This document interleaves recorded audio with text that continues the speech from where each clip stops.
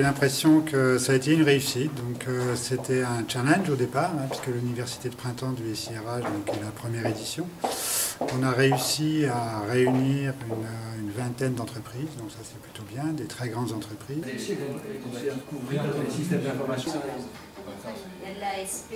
François Gueuse, bonjour. Bonjour. Vous animiez un atelier ce matin dans cette université de printemps du cercle SIRH. Quels ont été les moments forts de cet atelier?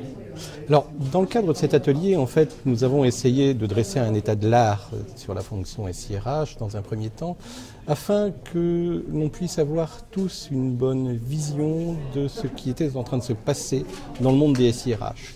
Ce qui est en train de se passer d'un point de vue technologique, mais aussi du point de vue des usages, de l'imbrication du SIRH dans la gouvernance même de la direction des ressources humaines et plus loin dans la direction de l'entreprise.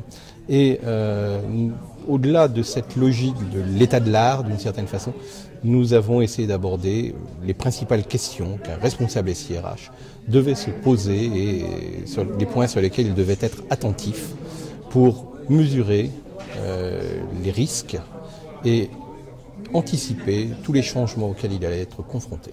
Quelles sont par exemple ces questions?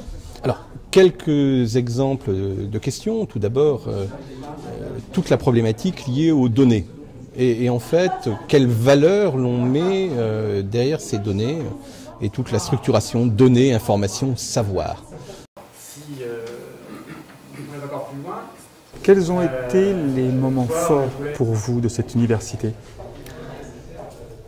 Les ateliers qu'on a pu mener avec des experts et avec nos différents participants ont été des moments d'échange vraiment très intenses. Il y a toujours un risque à ce qu'on tourne en rond ou à ce qu'on aborde des questions qui finalement ont déjà des réponses connues. Là, pas du tout. Il y avait une densité, une recherche d'idées nouvelles, on va dire une prolongation des idées du point de vue de l'innovation et toujours en restant dans les principes en même temps de réalité, d'efficacité, qui ont fait que la qualité des échanges et des conclusions vraiment m'ont impressionné. Autre moment fort, c'est la conférence que nous a gentiment menée Laurent Chouin, le DRH de Mazars. Le deuxième point que je voudrais aborder avec vous, c'est les 4 paramètres qui, alors non pas à 2030, mais à un peu plus court terme, sont en train d'impacter la fonction des ressources humaines et qui, selon moi, sont une vraie révolution. Qui nous a bousculés dans nos certitudes, qui nous a ouvert des perspectives en termes d'enjeux RH à venir dans les 10 ans qui viennent. Bien sûr, enjeux RH avec des conséquences sur les SI, sur la façon de piloter les données, piloter les ressources.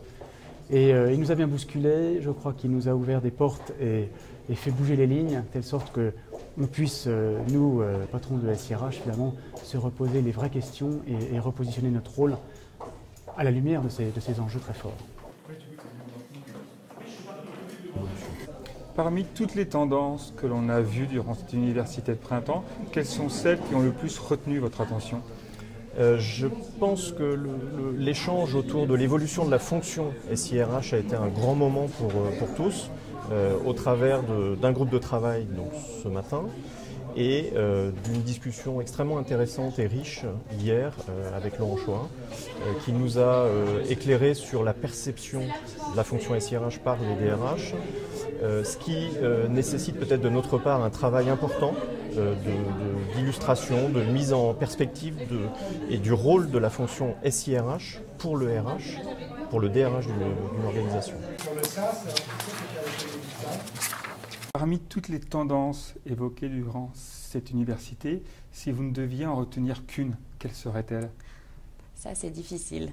Je dirais les réseaux sociaux d'entreprise, parce que c'est une tendance parmi d'autres, mais c'est une tendance sur laquelle on se pose beaucoup de questions aujourd'hui, parce qu'on n'arrive pas à avoir le recul nécessaire pour savoir si ça vaut vraiment le coup d'y aller, si on doit vraiment attacher ça à la RH, à la communication, au business.